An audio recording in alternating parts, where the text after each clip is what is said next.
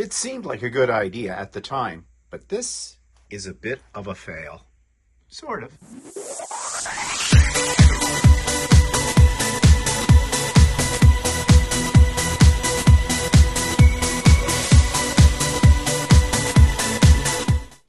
Good morning, everybody. It's Stephen here for Bland Designs and the Idiot Quilter. Yes, that's what I meant. The Idiot Quilter. And this is vlog number 358 for Monday, May the 6th, 2024. Okay. Yeah, I've still got COVID brain. I've still got one ear that's stuffed up. I need a haircut bad. I'm a mess. I am a mess. And I just finished cleaning my house this morning, so I'm a little later getting this together, but it was driving me nuts. I hate that, when you don't feel like doing it, but you've got to do it. And now I feel better that it's done. So that's one thing, but it's a busy day today. Okay, I digress. Let's jump right in, shall we? Modular seasonal table runner. Just finished this one. I worked on it. It's an in the hoop project, a machine embroidery project. It's machine embroidered applique. And I bought this, a few days ago, actually, the pattern. And they call it modular seasonal table runner because there are actually more than three different table runners you can make with this one file. It has several different endpoints. It has several different pieces for the center. So, yeah, I created it. It's kind of fun. There's a few little iffies in it, but that's okay. And, well, that's all I'm going to say about it. I'll probably tomorrow on the Idiot Quilter point out in more detail what I meant by the little iffies that are in this. Okay, so as I said, I have lots to do this week. I didn't get a lot accomplished last week because I was getting things ready, of course, for the spring retreat, the Idiot Quilter spring retreat. More about that later. And yeah, on top of it all, I'm still going through this COVID thing. I mean, I still have a cough, although today, knock wood, it's not too bad. My ear is still stuffed up. That's not good because I sound like an echo chamber in my head, and I don't like that. And I'm still slowly gaining some energy, but it's been a long road. I mean, this is what, 3 weeks since I got back from Australia. So yeah, not fun. Hoping that this won't last much longer. I'm getting better, slowly though, not at the rate I would like to. Coffee. Okay, so let's get off me and get on to some other things. For years and years and years, when young people were coming out of college and university, they were going into the technical jobs, the jobs that are provided by big corporations like Microsoft, Google, things like that. And those were dream jobs because those companies did innovative things that made office work fun. However, in the last few years, those industries are sort of drying up. Drying up is what I said, not drawing. Drying up. And people aren't as happy at those jobs, and many of them are being laid off. And I found that really interesting because right now, with the way the world is, I mean, everything has a computer chip in it. Everything is based on technology. Maybe it's because of AI. Maybe the thing that we were threatened way back in the 60s and the 70s where humans would be replaced by machines, well, a lot of that has come true already, and maybe it's going to get worse. But anyways, I found this particular YouTube video very interesting. So here's my review of that. This week's YouTube video clip is one that's about, well, it was put out by CNBC, and it's about how back in the 2010s, everybody wanted to work for the big tech companies like Amazon and Apple and Google and Meta and Netflix, and how those were jobs for young people that had changed the landscape of what it was like to work. These companies were catering to young people's experience with growing up with tech, playing games, video games, things like that. And how now in the 2020s, that has all changed. How these big companies that were offering a huge future for young people just coming out of college are now laying them off by the hundreds, if not thousands, and how the bottom has slipped out from underneath this industry. I thought this was very interesting because this really does affect the millenniums, especially, and anybody else who thought they were going to make a fortune in the tech companies. So you might want to watch this particular video about this, called How Working for Google, Amazon, and Microsoft Lost Dream Job Status. So if you're interested in that kind of thing, you may want to check that out. The link for it's in the show notes below. There's also a link for Sewing with Stephanie and Stephen, as there always is, this Wednesday, 9 a.m. Come anytime you want to. Open to everybody. It is a Zoom. It's private. Okay, that's all I need to say about that. You will now find links to both patterns that I have designed. They are free. They're on my Google Drive, so if you want one or both of those patterns, you're more than welcome to them. Just click on the links and you will have them. There's links to all my friends' YouTube channels, and they always have a wealth of knowledge every week, so check them out as well. And some other links, things that are coming up. The Sewcial review, that's with the Fab Five. That's Stephanie of Stephanie Stitches, Shannon of Slay Art, Russ of Quilt Meets World, and Walter and myself from the Idiot Quilter. And we get together once a month and blab about something. This month I'm hosting it, so it's on my channel, and the upcoming event announcement is on YouTube. So just go to my channel, you'll find it there. We begin at 7 p.m. this coming Wednesday evening, May the 8th. That's Eastern Time. And we do have a topic this week. Our topic is to talk about our favorite tools and our least favorite tools in terms of why did I buy that and why did I waste my money on this stupid thing?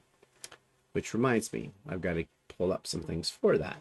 So that's what we're talking about this week. So you're welcome to join in the conversation. It is a YouTube Live, and we welcome your input and your comments and questions as well. So that's this Wednesday, May the 8th at 7 p.m. Eastern Time. Okay, and what else is in there? Another special event this week. My friend Russ of Quilt Meets World is celebrating his 1,000 plus subscribers. He was going to do this a few weeks ago, but life got in the way. So now he has it scheduled for this Friday night at 8 p.m. That's May the 10th, Eastern Time. And there's a link for it in the show notes below. And yeah, join us. It should be a lot of fun. I'm not sure what Russ has planned for this, but I'm sure it's going to be worth the watch. Okay, and then there's links to my past week's videos as well. So let's jump now into the ring camera. What's on my ring? Many of you wrote to me when I was talking about getting rid of this altogether, wanted it back. So here we go. And there's what it looked like at about 5 to 9 this morning. Outside, it looks like it's going to be a nice day. It's not that warm yet. Well, it's getting up there. When I got up, it was around 7. It's now 11 Celsius. So, yeah, the temperature's coming up. I'm not sure if there's any rain in the forecast. I haven't checked, but it looks to me like it's going to be a pretty nice day, pretty clear. You can see the grass has been growing, and the leaves are budding out on the trees. And Walter did cut the grass the other day as well. So, yep, we're into that season. Pollen, all that kind of stuff. For those of you that suffer from allergies, I think that's one reason why my ear is plugged up, because I do have this problem this time of the year with the pollen and everything. So that could be a problem. It may not have anything to do with COVID. Who knows? But anyways, yeah, looks like it's shaping up to be a pretty nice day.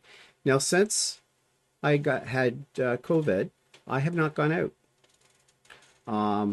I went out for a ride last week in the car with Walter, and that's pretty much it. So I may venture forth this week. I don't think I'm contagious anymore from everything I've read, and I took another COVID test and it was negative, so I should be okay. But anyways, that's what the world looks like from my Ring camera. All right. So, what's pissing me off this week? You know, I hate to talk about this because, they put their life on the line all the time. Uh, they're there to serve and protect. And, it's a hard job, a really hard job. And it takes somebody very special to do it. That's what I used to think. I don't think that now anymore. The police force, and this isn't just isolated to my area, it seems to be something that's all across North America, in Canada, and the United States. They don't seem to be doing their job. They seem to have this policy of shoot first and then cover it all up later. Here in Ontario, we have something called the SIU, Special Investigations Unit. Basically, what it is when a cop or cops go in and firearms are discharged or whatever, or there's somebody is hurt, whether it's a cop or whether it is somebody they're pursuing or whatever.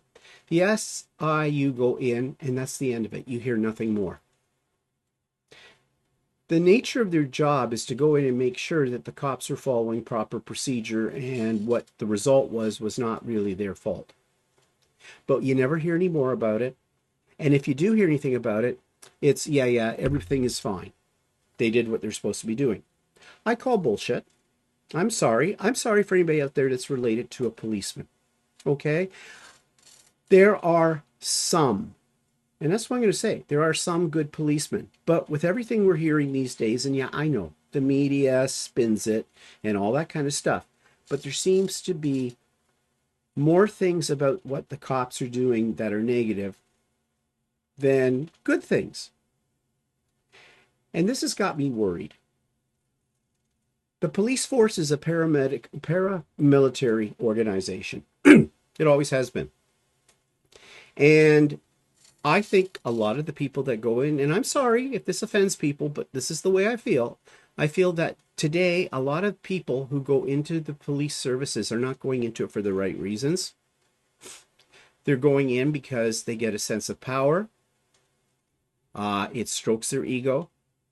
They think it's going to be like the shows you see on TV or in the video games, no one really gets hurt, but you shoot them up. All that kind of stuff. And that's a dangerous mentality. And they don't seem to want to take or be accountable for their actions. They are protected because of the special nature of their job. This is a hard one to really get your head around, because I think for most of us, we want to respect the police force. And there was a day and an age when they definitely deserved our respect. But now they seem to be botching everything, and people are getting hurt. Case in point, last week, there was a terrible accident on the 401, Highway 401, largest highway in Canada. In fact, I think it's the largest highway in terms of volume in North America. Somebody robbed a liquor store. Don't know what they took. Ran out of the liquor store, got into their van, and took off like a shot. An off-duty policeman saw this, called it in, and there was a police chase. Well, the police chase ended on with this van going the wrong way on a 8-lane highway, and it ran into a car that had two grandparents, a younger couple, and their infant baby. The grandparents were killed, the baby was killed, and the other two occupants of the car, the parents of the baby, were also seriously injured. Of course, the guy in the van died as well, the criminal. But whose fault was it that he was going the wrong way on a major highway at high speed? Well, he was being pursued by the cops. Why did the police feel they needed to do a car chase? We have helicopters in this area. That's what they told it was going to save on this kind of problem. They could put those helicopters in the air instantly and track the criminal wherever they were going to. But that didn't seem to work. All I could think of was an old comedy movie. I think it was called Police Academy or something, where they're all standing around and someone calls in something and they go, "There's going to be a police chase," and they're all excited and they go, "No, it's been called off. Oh, it's gone. It's a police chase."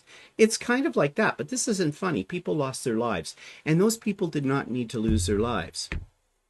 I mean, I wasn't there. I didn't see it. I'm gathering my information from what I heard on the news. Okay, so you've got to take that with a grain of salt, too. However, you don't, the reality was there is video footage, van being chased by cops at high speed, going the wrong way on a major highway, and the aftermath of it is all on film. So there's the evidence. Of course, the SIU has been called in. We haven't heard anything much more about it. And I know something? We're not. They're going to sweep that under the carpet because, in my opinion, right or wrong, but in my mind, the reason those people died is because that van was being pursued at high speed by the cops. Yes, he's a criminal. He stole something from a liquor store. Did that constitute a high-speed chase? They would have got him later, and people's lives wouldn't have been put into jeopardy. But no. What's wrong with the training? These cops. Yes, it's easy to talk about this from the comfort of your armchair. Not in the situation. But we're not going to be told or given any of the reasons why this took place the way that it did, because it will be covered up by the SIU, because that's what they do best.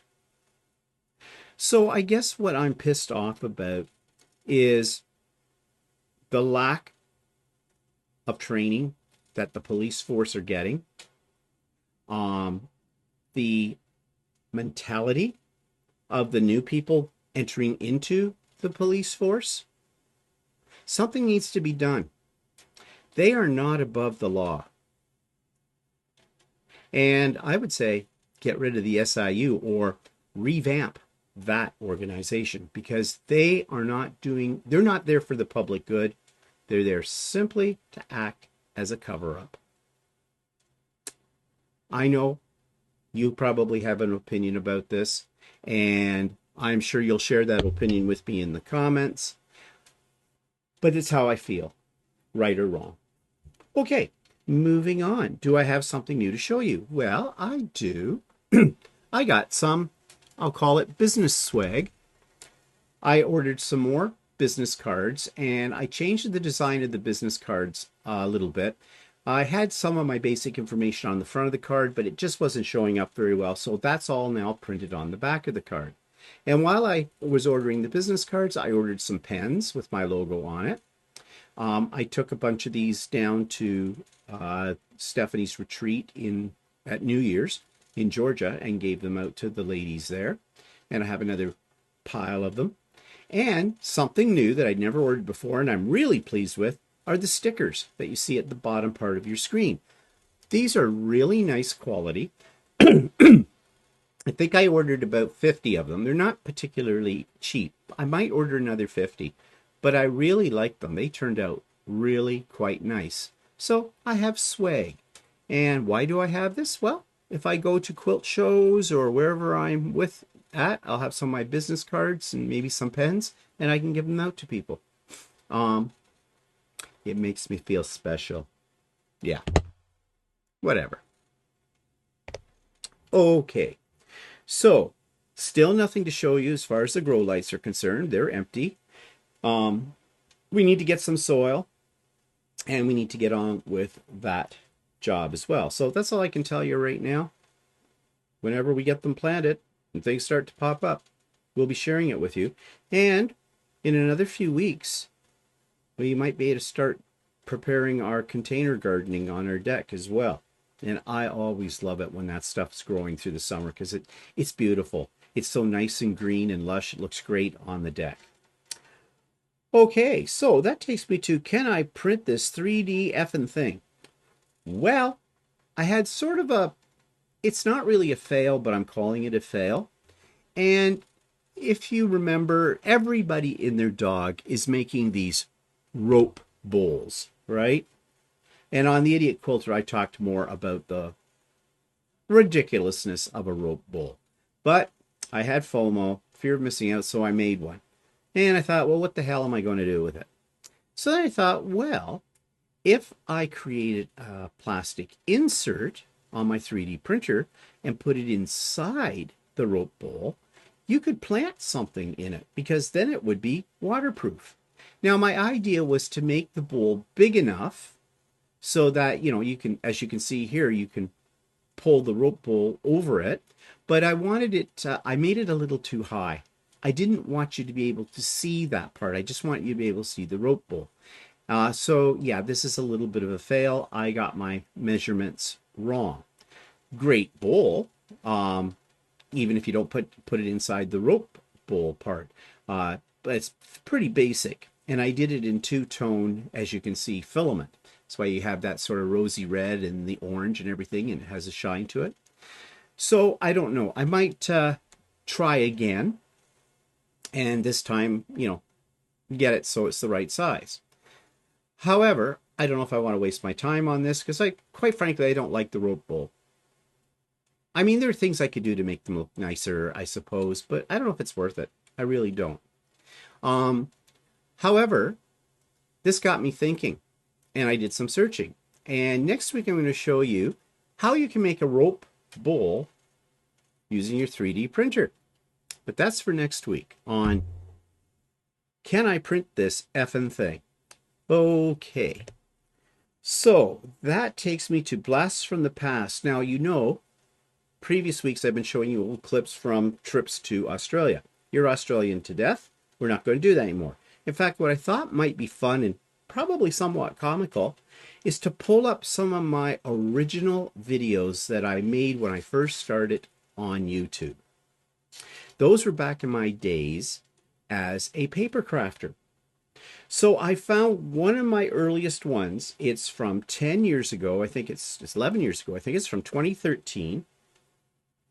And it's where I introduced myself because I made a few videos before this one you're about to see, but they were only my hands. That seemed to be the thing in that day amongst paper crafters. I was not a quilter then. I was a paper crafter. I was a scrapbooker, an art journalist, all that kind of stuff. And I was doing tutorials on different projects that I was making at the time. But all you see in the videos are my hands. And I noticed that seemed to be the phenomenon with other creators who were doing paper crafting. All you ever saw were their hands. And I thought, why are we just showing our hands? We should show our faces too. So that's what's in this little short 12-minute clip where I explain that and I reveal myself, and oh my God, what 11 years can do to a person. I definitely got older. I did not have facial hair, of course, different glasses, and I wouldn't say I was skinny, but I definitely was skinnier than I am now. Also in the background, you will see that there are some things that are familiar from my videos that I make now, but some things in this room have changed. I just think it's kind of a hoot. I am laughing at myself with this video. So here we go. Oh, and my hair in this video looks great. Yeah. So anyways, here it is. Hi. You know what I hate about the videos that I watch on YouTube for getting scrapbooking techniques?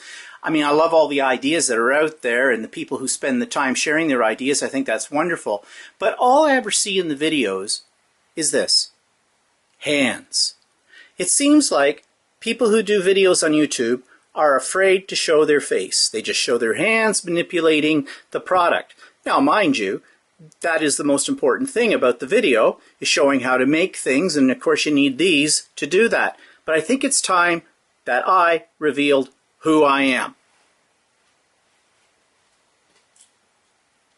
Hi, I'm Stephen Bland of Bland Designs, and thank you to all of those who have been subscribing to my videos. When I first started doing these, it was really a hit and miss kind of proposition.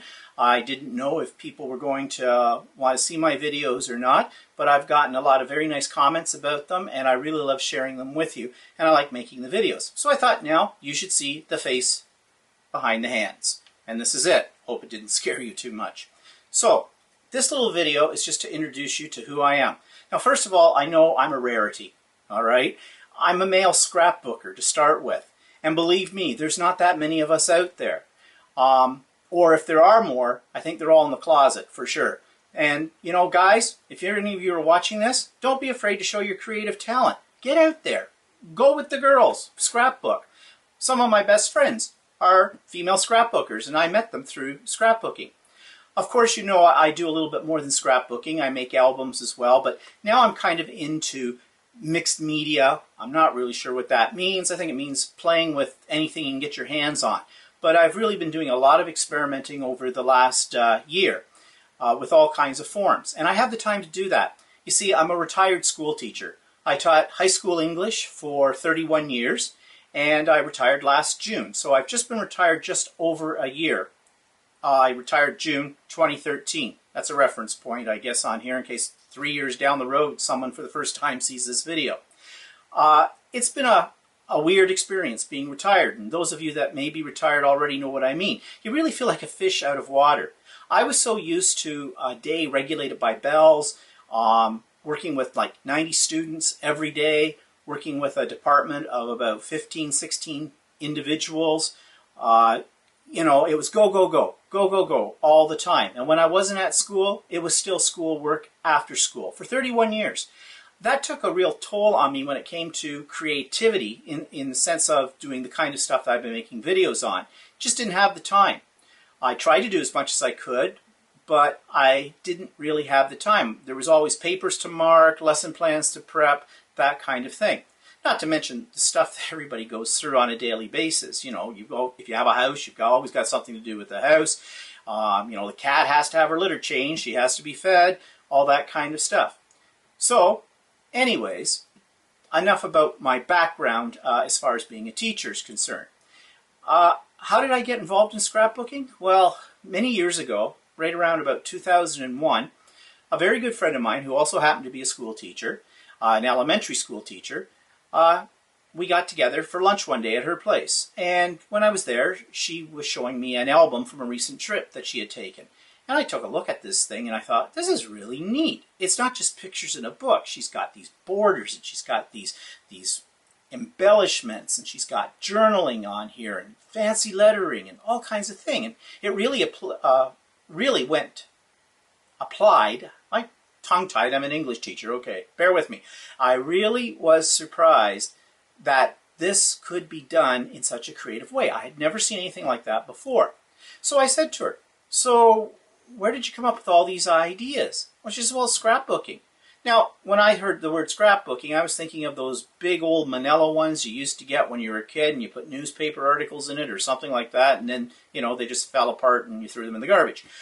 Well, no, there seemed to be a lot more to this. Now, I figured she was an elementary school teacher, so, and this is not an insult to elementary school teachers out there because I know how hard you work, but it is the difference between elementary and high school teachers.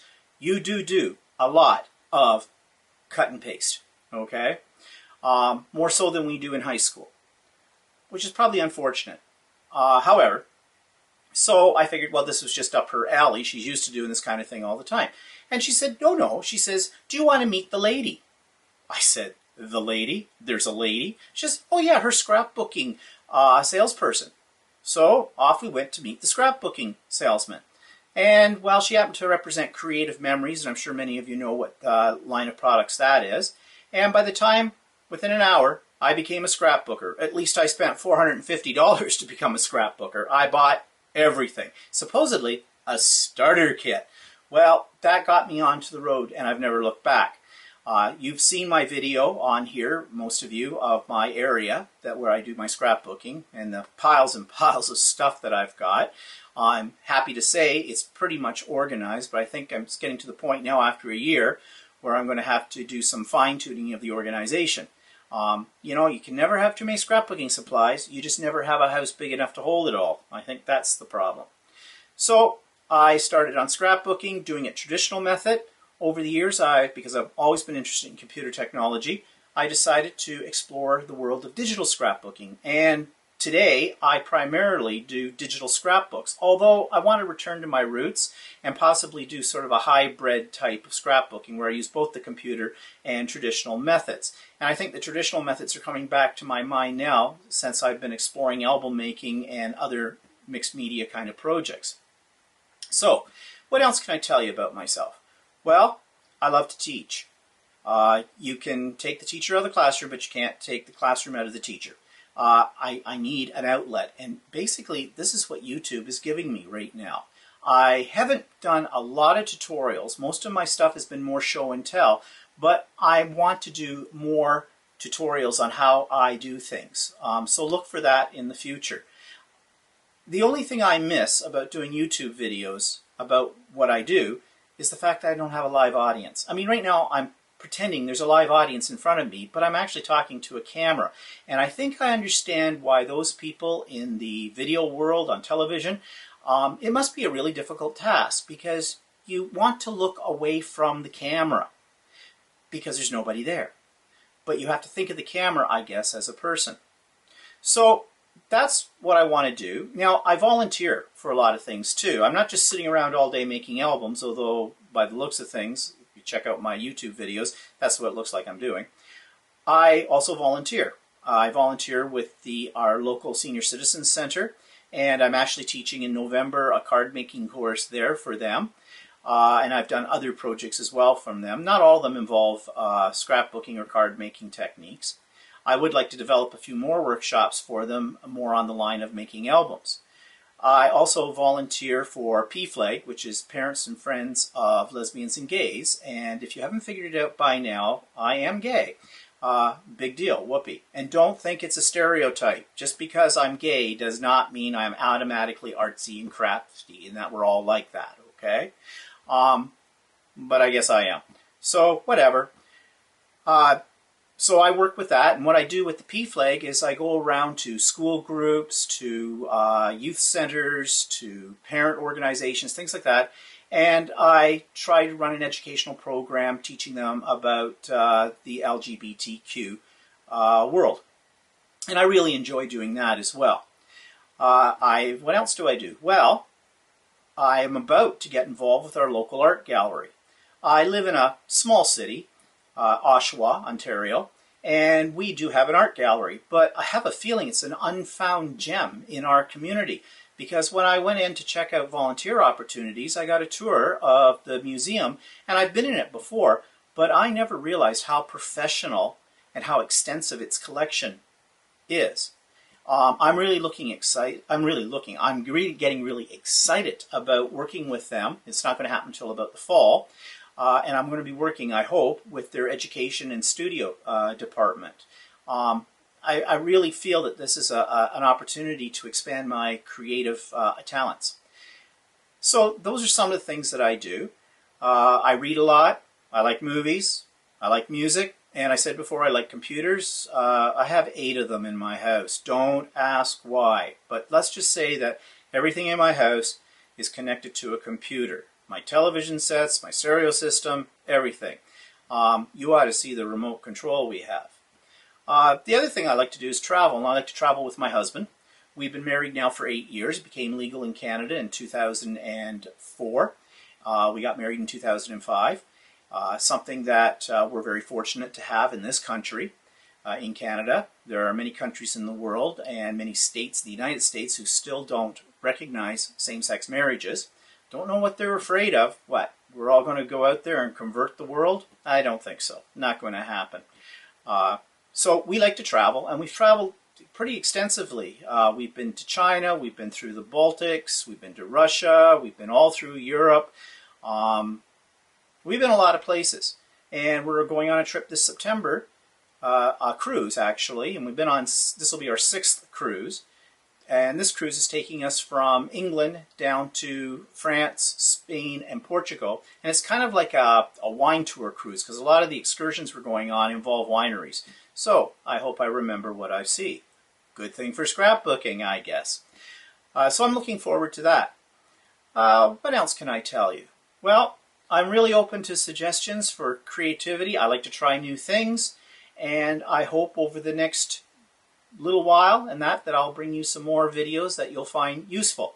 If there's anything you'd like me to show you or you think that I would be able to show you, please send me an email, drop me a line, let me know. I'd be more than happy to work on that. I love projects. I have lists and lists, and this is one of my little projects here, which I am going to make a video about. I'm just waiting for one more element to come that I've ordered to finish this up. But this is my idea folder. And just give you a sneak peek, inside there's little parts for keeping all my ideas and things like that in. So I'll share this with you in a future video very soon. Okay, so that's me. I hope you don't think I'm being really stuck up and vain, putting myself on camera, when usually it's just these that we show. But that's life. And you know, some of you out there that I subscribe to your videos, share your pictures. I want to see the face behind the creativity. Thanks a lot. Talk to you soon.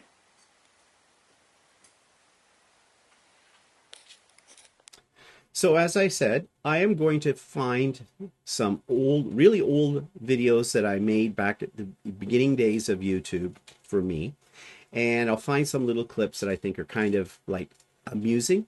And I'll show them to you and I'll cut them up as well. I am criticizing myself, okay? And I'm doing it because it's just fun. It's just fun to do it. Okay, so events in the past week. Well, of course, the big one was the spring retreat. It was great. It went smoothly. I felt it did. And I've had a lot of emails from other people who have told me they really enjoyed the day. So that's all I'm going to say about it now, because I think it would be better for me to talk about that on the Idiot Quilter episode tomorrow. So tune in then and I'll do a post-mortem on the spring retreat. What's coming up? Well, I've already told you about Sewing with Stephanie and Stephen. I've already told you about the Sewcial review, and I've already told you about Russ's 1,000 plus subscriber bash on Friday. Busy week. So, final note, and this is what I've been feeling lately, and I don't know if this is an effect, side effect of COVID, all that kind of stuff, but I have lately been feeling really overwhelmed since I got home from Australia. So many things I want to get done, and I just don't feel like I have the energy to do them. Now, today, I'm feeling somewhat energized, and that's a good thing. I didn't at first when I got out of bed this morning, but as I said, I was driven to do my housework and to clean my house, and I have other things I want to get done today. And so maybe I'm getting back into the swing of things. But does that ever happen to you? And if it does, maybe write me a comment about how you handle it when you lose your mojo to do whatever it is you want to do. Or how do you get over feeling like you just want to lay on a couch and do nothing?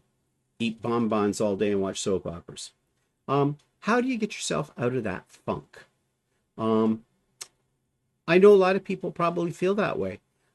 I know this is almost like a seasonal, what do they call it, seasonal, I never remember how to say that. You know what I'm talking about though, and I know people will fill it in the comments because people like to keep me on track.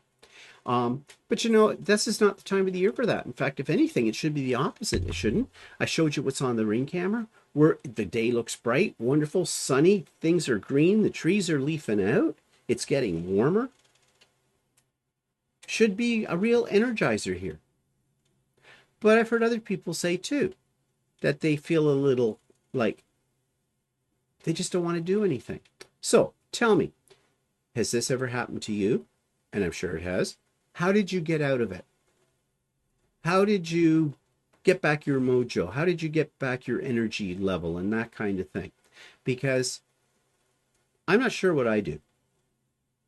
I just push my way through it, I think, is what I usually try to do. Try not to give in to, you know, that feeling of I just want to rot. But anyways, I'm interested to know. I'm sure other people would be interested in knowing what you do as well. Okay, so that's it for me today on the vlog. Tomorrow we have the Idiot Quilter, and we'll talk about all things quilty. On Friday, they'll So Chatty with Walter and I will go up, and we're going into part 2 of Accuquilt series that we're working on. And of course, Stephen and Walter live this coming Sunday. So busy week. Okay, I hope you have a great week. I hope you get a chance to enjoy nice weather if you're having nice weather where you live. And I hope you're not feeling funked out. And we'll see you later. Bye for now.